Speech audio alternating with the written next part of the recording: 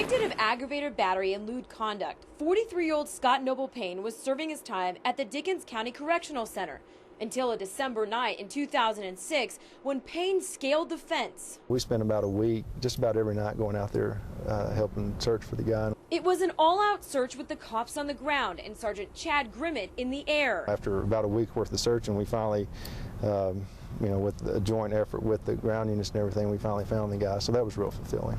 Grimmett is one of 4 Department of Public Safety helicopter pilots in the Lubbock office. You get to help other folks, these other agencies, to help them do their missions, to help them in their investigations, and then with our department. Instead of a patrol car, Grimmett controls this, an AS-350 helicopter, equipped with a thermal imager, spotlight, and law enforcement radios. So we have this radio right here that talks to the PD and the sheriff's office, and then we have our DPS radio. So whatever agency that we're working with, we can communicate with them on the ground and say, hey, this is where the person is. A flight mission across West Texas can come at any time, but with more criminals lurking around on Friday and Saturday nights, the pilots stay closer to the helicopter. Monitor radios from inside the hangar there, and we hear a call, we'll go up and hey, we're available for you. I'd say probably it's 50-50, flying and sitting and waiting.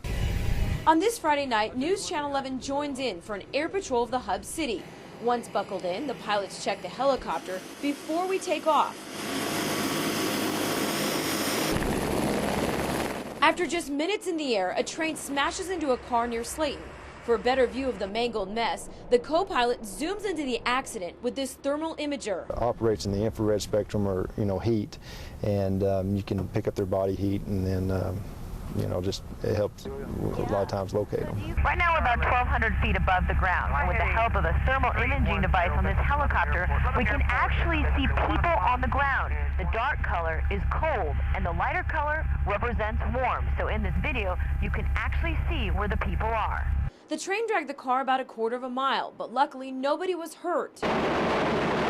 But this helicopter's resources also proves useful by the light of day. In July of 2007, the Lubbock Police Department called in the DPS helicopter team to help search for murderer Alonzo Lewis. He fatally stabbed 73-year-old Don McCullough in his own garage. Lewis was later arrested at his workplace. It provides an entire new element to law enforcement that you just can't find an equivalent for. There's not a substitution for that.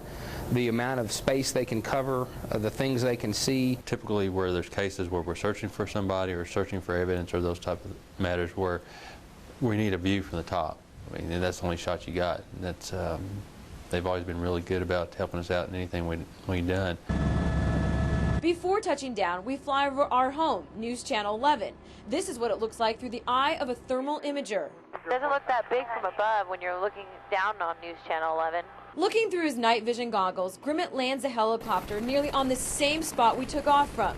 Grimmett says while the flight was quiet, there's no telling what or where he'll be called to next. We get involved in different things. We do some surveillance activities. We do, like I say, the search and rescues and the manhunts and stuff like that. It's a fulfilling job.